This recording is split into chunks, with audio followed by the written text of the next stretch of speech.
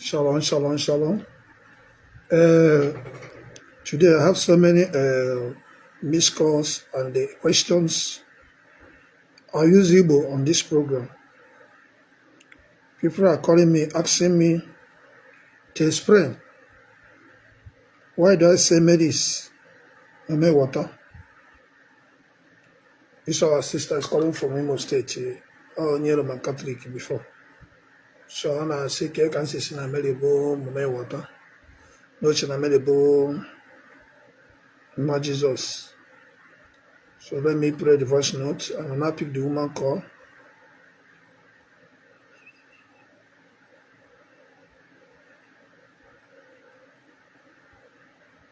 God bless everyone. Share the telecast. We are not here to speak against anybody or Ebuka, but I just want to use the media because Ebuka started calling Sabbath vote water you're fake. I was not a doctor. So, and had I known that Mary had promised me billion and I rejected it, I'm here to prove that Mary is my water. So, I'm going to be bringing the proof. But let me just answer this our sister that is calling from Imo State.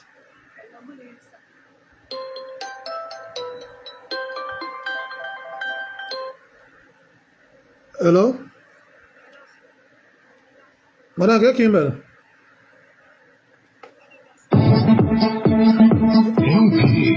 Enjoy music. Enjoy live. Can you call on video call?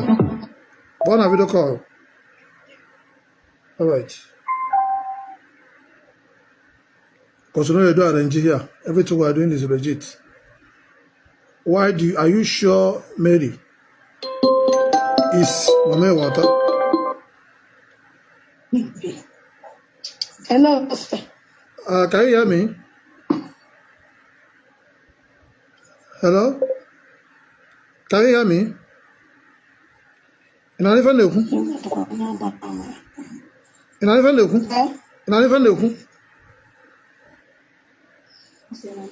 Hello. Okay, that's no more, Abby. Can you hear me now? Yes.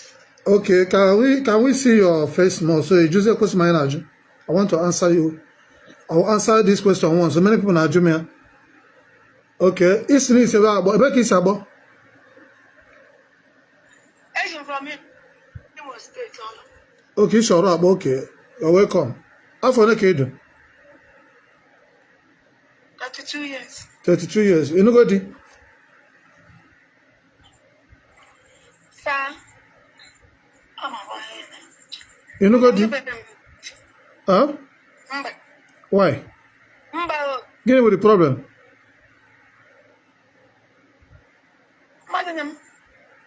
Okay, Jose, yeah, all those means send a voice note. I'll answer it one after another. So ask the question. Ask him. Yes. Marine spirit. Okay. Mm-hmm.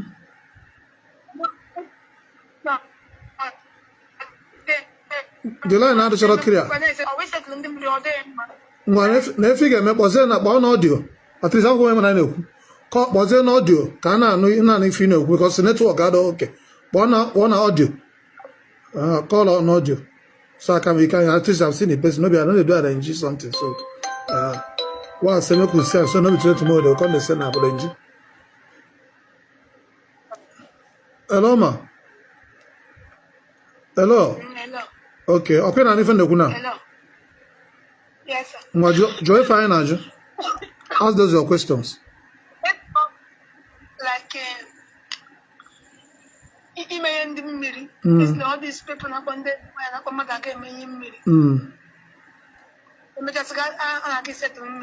okay. Okay. Million so.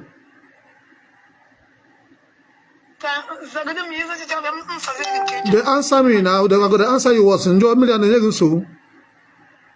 Yes, sir. Okay, now. So you want them to go, I know the one with them before. I'm going to change him. Do what they were carrying. I'm got them confused. Why do you go to this Afro me? This on your wish. Okay, you want to could do that? Okay, when I get into very well. It's in a government Catholic. I'm going to Catholic, Abby. I was brought up in my Catholic church, baptized in my Catholic church. Wait first. Your family church will be Catholic, Abby? Yes, family church. Okay. Give me the call Sabbath. Your problem is okay. Come on, you solve it, right? All my problem. All my problem can I got himself. When the call Sabbath, all of them know about and this church number to offer. Comes against the foundation Sabbath. I can look at the church on August. I was about to make a Nakado. Then that's what I like. Then can also honor come locate this one in the Zerigaya. August can locate the one. Okay. Short of situation. How am I going to GB? Do me here. No, Doji.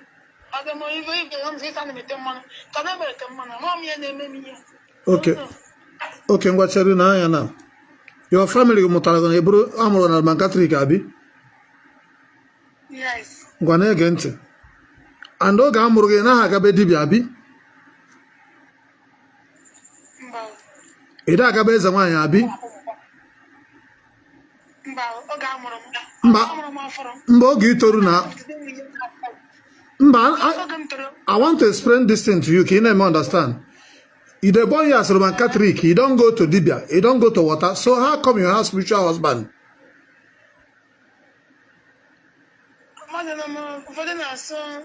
That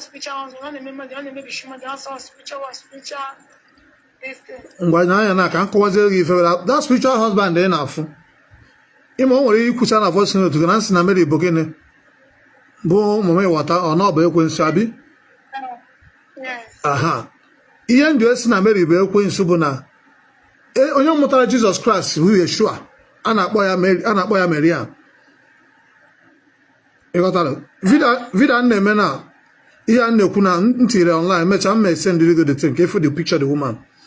If you picture the real Jesus. E got Jesus bụ onye Africa, onye ojii, Mary bụ gịnị, onye ojii. And onwe ebe asị na Bible si worship we Mary. Onwe ebe asị na Bible si worship we Jesus. You know even ekwu na. Yes. Now, here in the book of Exodus 20, Bible say thou shalt not have any other God. Then even no man akpọ Mary na worship, akpọ nye rosary, nye all those things. Ihe na anyị na-afụ bụ a na-akpọ gịnị another God, God of Mormon. Now, ihe ndụ esi na Mary bụ mama water because Mary promised him billion in 2020. Onwe onye nwụrụ one small girl nwụrụ oge a na-eme COVID-19. So he might went to hospital that time.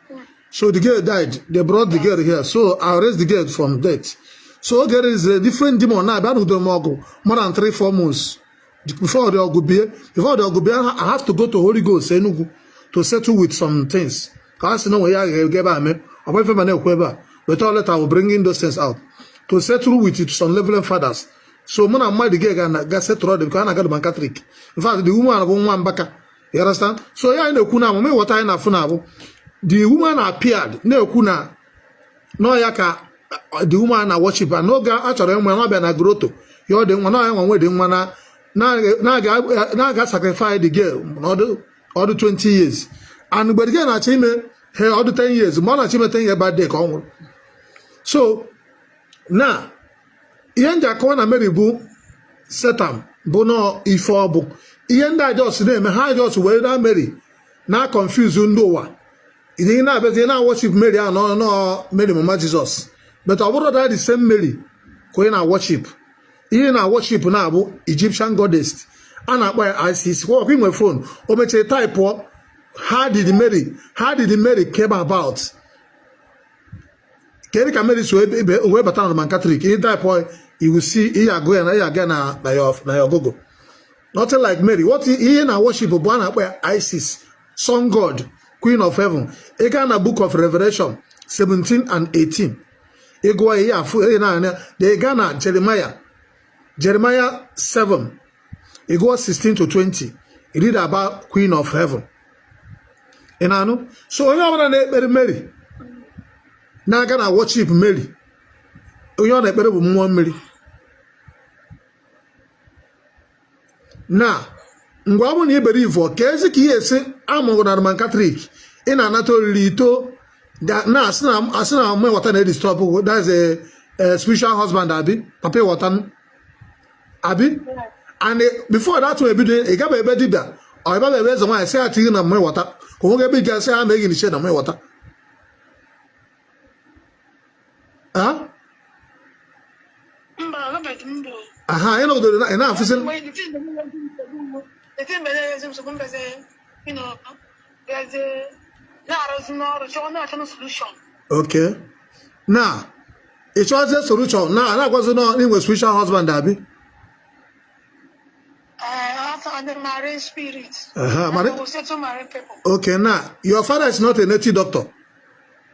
Your father is a native doctor? Yes. Huh? No. Papa, I'm a native doctor. Mama, it's a wine. No. Wahana Goka. No. Wahana Roman Catholic. Yes. Aha. Kezi, Koyena Gazoka. Kezi Bakologu with him do milli.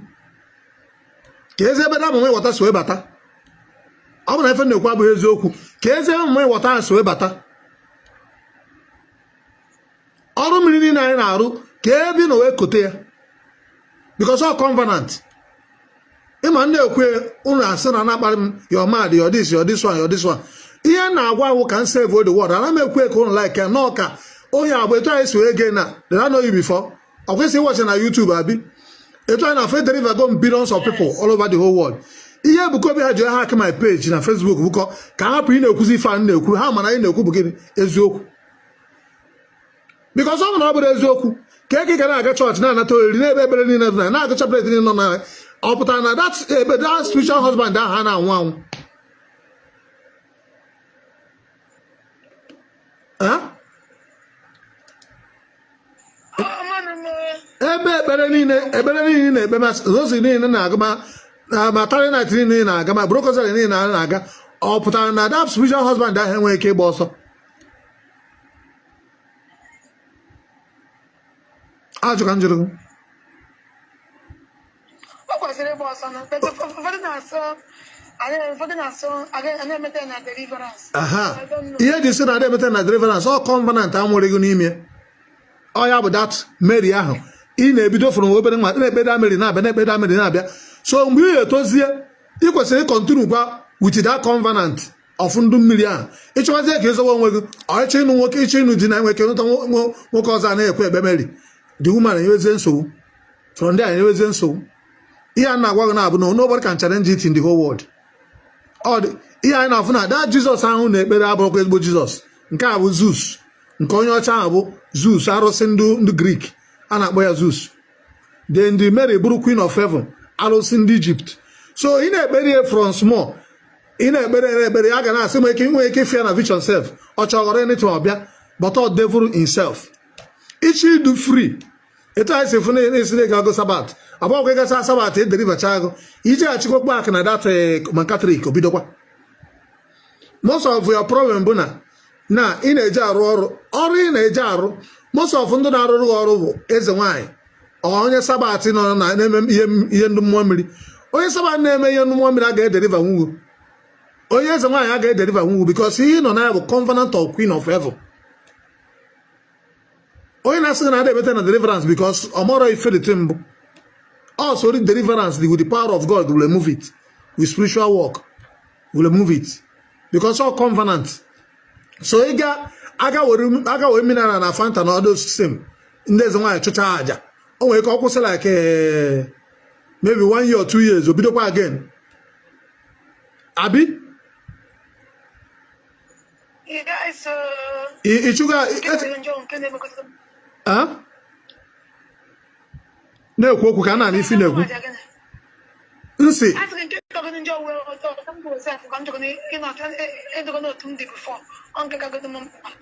oke ife a na-emegide iru na-abị If I make an iru now, change your face, Abi. No problem. Everything will be okay. Now, Kirebe, how many places can I go to around?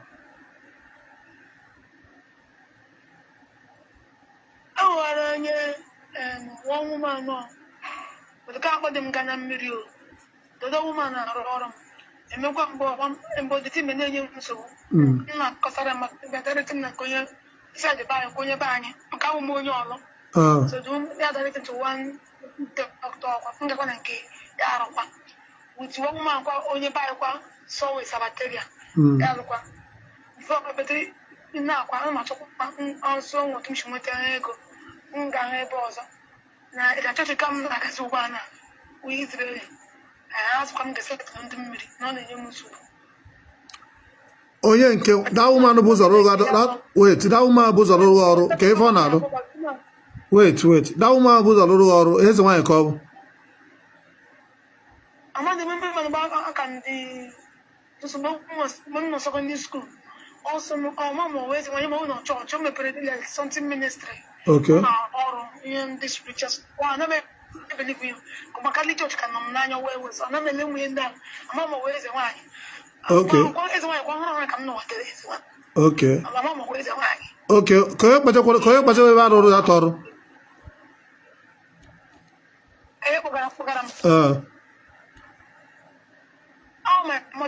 my mother life. Okay, Moon Jaka Baroga. Okay. I think that is no one knows and no more one check. You know, not on the way my mother, the man who got frozen. He had him attack him. No. One man, so one job. The woman can look okay. Let's be second of those people. I'm trying in the moment but the boy you might be what do you miss with touch? So not what I wear my mother. I not a solution. There's no solution. My mother won't. Oh, sorry. Ma won't go. Sorry, child. Ma won't go. Go ma won't.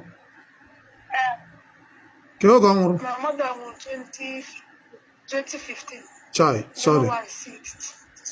Oh, sorry. May I so rest in peace. Okay, since I ain't a solution, no way. Okay, when I can go joke now. Don't waste your money again. Okay? Don't waste your money again because most of those places here I got. Sometimes how much charity about you this my best with another force, Sabi? Like you're saying now. Okay, before the time about Okunin. Oh, because so. Oh.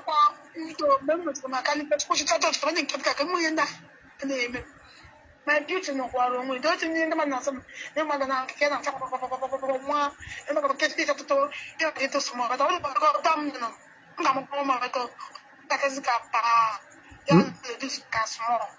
I don't remember the Kumsa Koshrin or Corona. I'm not saying no make pure like your bark. I forgot our mafia. And it one would eat a middle book. Because I would cream walk on our pap. Yeah, married the team. Yeah, married the team. All the all. Huh? Go on. Let me say, last month, well, it's pure blood. But in the new we were new. You're not the whole banner, Nicosasha. No, they are one way some skinner can take and not the Nicosasha small. What are the men, the young men, Sefobla, I told them, Baby, remember, no means to do it. With myself. Also, when I tell you the Mangazoya, I think I get it. I want something out to donate it. Mangazoya, sorry. Sorry. Now, if you cause this problem, but now only if you marry that and I of ma. So the more Jesus speed, you will be. Your time. I have the thing. In our solution. onwe ihe abụ ihe ndị mmụọ mmiri imecha ya ime ihe ofuma ha ya abịa ha nwere ike igbu onye ahụ sef onwe onye ahụ tawa afọ ịma ọya ka a na-eji akọwa those things a ga-emeta ya na deliverance accept imitri ihe ga-edestroy onwe bụ higher power karịa that mmụọ no pastor ka all those even onye na-agara nwaanyị ọra na-aga na nke mba ka o deliver na nke Ebuka Obi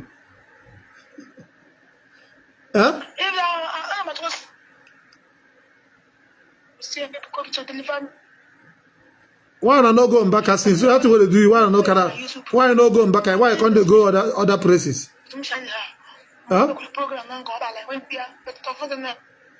is a program and go about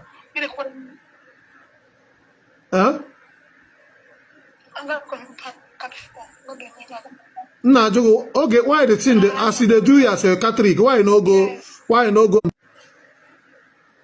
okay, come on, before. Mama, if the animal go to solution when you get delivered. Okay. Kena, the Macatri Kena go on Kebe, Kede. Kena Macatri Kena before I go to Sabbath.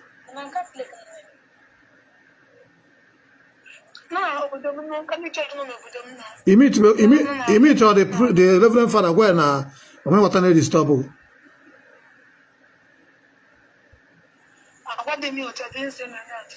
Why one?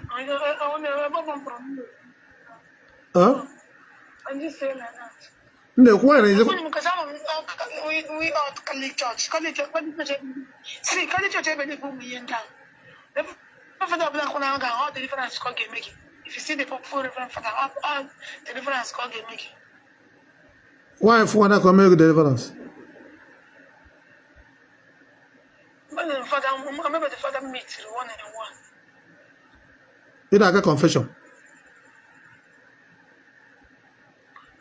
I'm going for confession, but I'm not going to confession now. I'm not going to confession. But you go to your church, since you know say 11 Father go feed deliver you free. You go where why they go where go pay money? Buy naga home. Some of the worst church like me, remember. Some of the worst church. Okay. Okay. Why Sabbath? Why Sabbath? Why is it your worst church?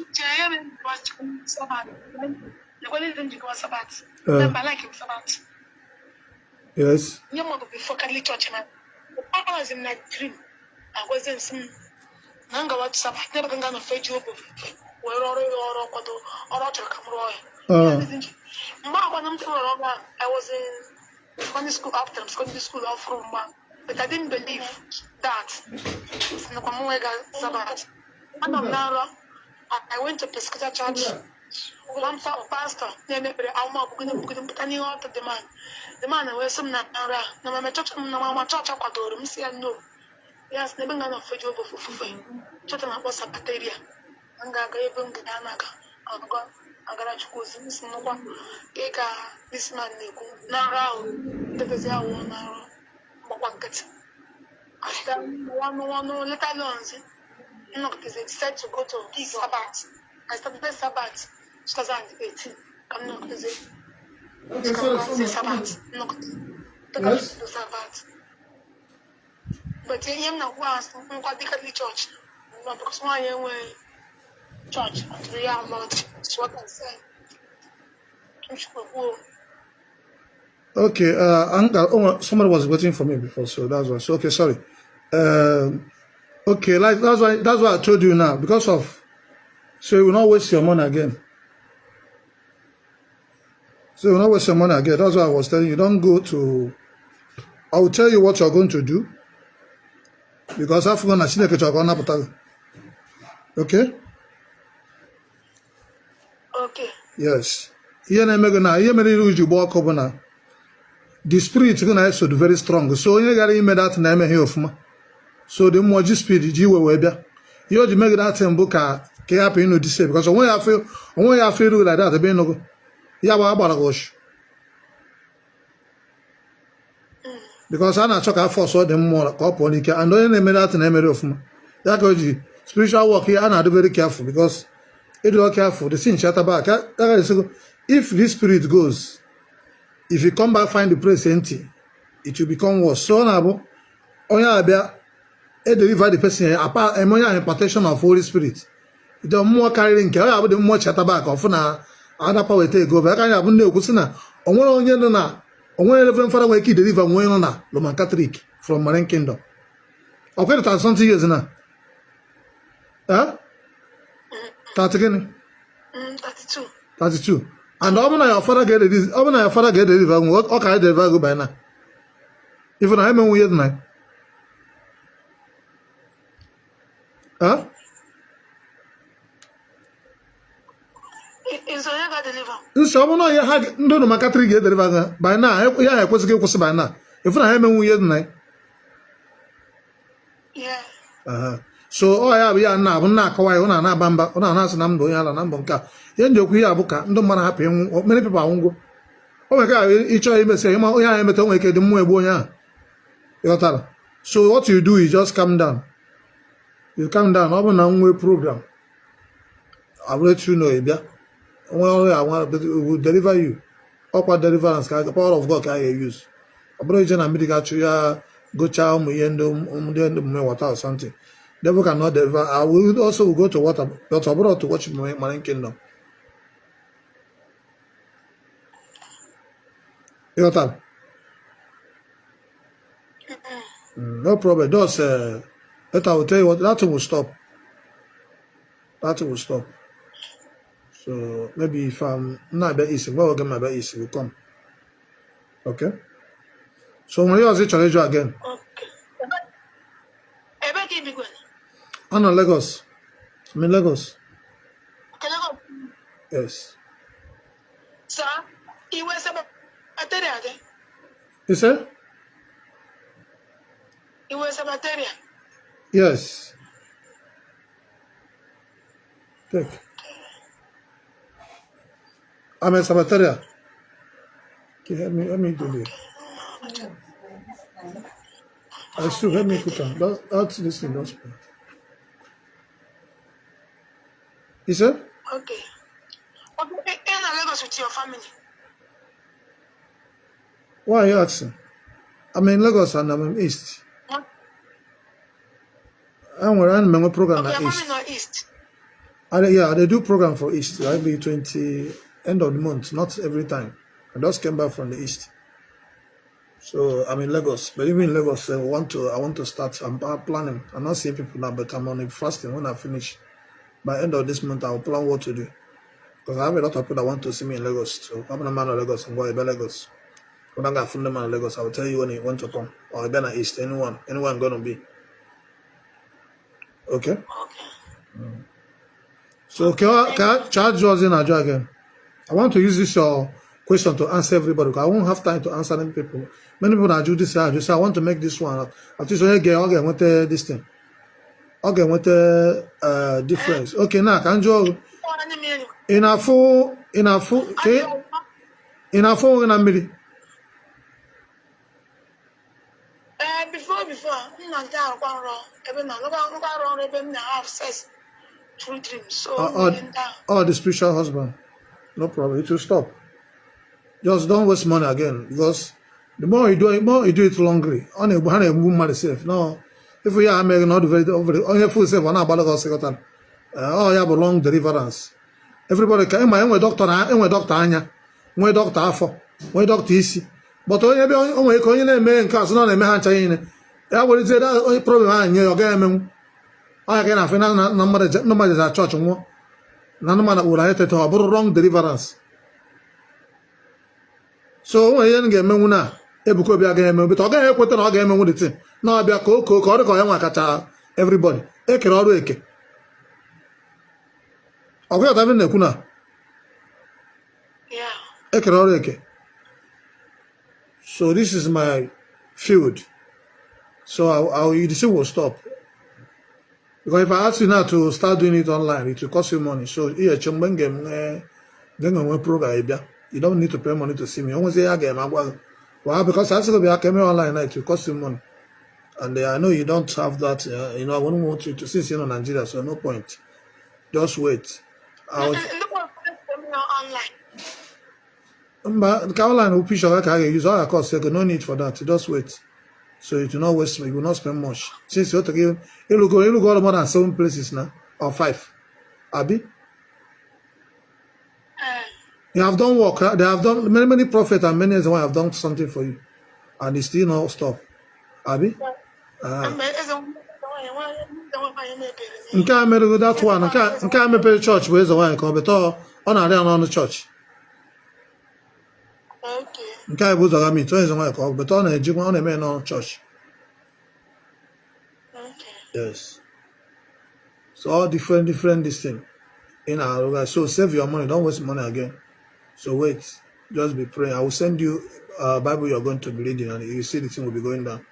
So when I'm around, when I'm chance, end of this month, only will take end of this month. You come that kind 25. You man, you come. I'm not Lagos. When I will see people, I'll ask you come. They will do the deliverance. So the thing will stop finally. One. So you're okay now for the answer. Thank you. Well, God bless you. Okay. Thank you. You're in a call of God on you. That's why it's happening like that. Why I put all those pictures, like because of some things I used to say. If you look at I'm fighting Ebuka, no, I'm not fighting Ebuka. This is somebody that's been a Catholic for 30-something years. He's facing this problem of marine kingdom. Now, she have been going to different places. I got more than 7 different places, no solution. When I told you that Mary, now this person was born as a Catholic. His father was not Ezewanyi. His father was not native doctor. Mother is not Ezewanyi. How come spiritual husband is disturbing her to this stage? This is the same thing. That Jesus worship as Zeus is that spiritual husband. That Mary worship as this thing is spiritual wife. If you don't want to know, if you don't want to do research. This time I said I will not be even coming out to why I make this video, because this person is calling for Imo State and they are in Zion. So he was sending many voice notes, asking many questions. So I just here to teach what I know. I don't blackmail anyone, I don't speak against, I just what I know. And the reason why I'm using Ebuka as a point of contact, they started the castigation. So let us do it well. Don't want to be doing about from 1 million. I'm gonna be native doctor. I have proof when someone that go to water is native, but I can prove to you if you're worshiping Mary, you're worshiping Satan, you're worshiping water. That's what I'm proving now. So if he says it's not like, come out and debunk it. God bless you. Bible say, ask me for something to save other people. I'm only here to save other people. I don't care whether you like me or not. Before I choose this path, God told me the world will reject you. You will face persecution. You will face, I know. If you say I don't have money, no problem. I may choose this. I did not choose to make money. I choose to deliver people because when I was 8, I'm already a millionaire. So I just decided to help people because I said, God, if you give me power, I'm going to save the world, and that's the work I'm doing. So I'm not here for you to this one now. This one I'm doing now. People can watch it in the next 5 years, in the next 1 year, to save them. So that's why we're making some videos. So it's telling me that most of my videos was on my page that's locked. Ebuka be the hack. So if not, so I will not be doing all that. I've done such program. No, only I'll be all watch here. You will arrest him. Now some people say, oh, how do you see? I'm going to do another program again. I won't be doing much program this time because no more fights. The fights are closed. I ain't going to give me 3 to 5 years. Many churches of Satan will close down. So because of Zion, I say, I guess. No. You will see the truth and they don't want to say it. There's a video I posted this afternoon about Black Jesus. It's only one person that made comments. Why are you not making comments on it? What I'm saying, if it's not true, debunk it. Don't come and be... Because this time, I won't even have time to reply to your this thing. Because I know that you have known the truth. I don't want to accept the truth. We don't want to accept the truth. And don't you black people ever forget one thing. The man that helped Jesus carry that cross was a black man. And don't ever forget another thing. Jesus belongs to Africa as much as he does to Europe and Asia. He was born in that part of the world that touches Africa and Asia and Europe, and Jesus was not a white man. This is Gospel of Truth End Time Prophetic Movement, Revival and the Solution to Save Africa. Now the truth is out. For those who don't worry. in That's prophetic Yahweh that I'm speaking the truth, you hurt me because I said that praying to men is praying to Satan and praying to white Jesus is just praying to Jesus. That Jesus was a black man. Why are you watching the white man picture? Wait, I'm online. The white woman picture, where you already know that Jesus is a black man. Any pastor, prophet, or whatever thing, or reverend father, or pope, who is saying that, who is telling you that Jesus is a white man, is antichrist, is satanic, and God will punish them and kill them. What I will carry them very soon.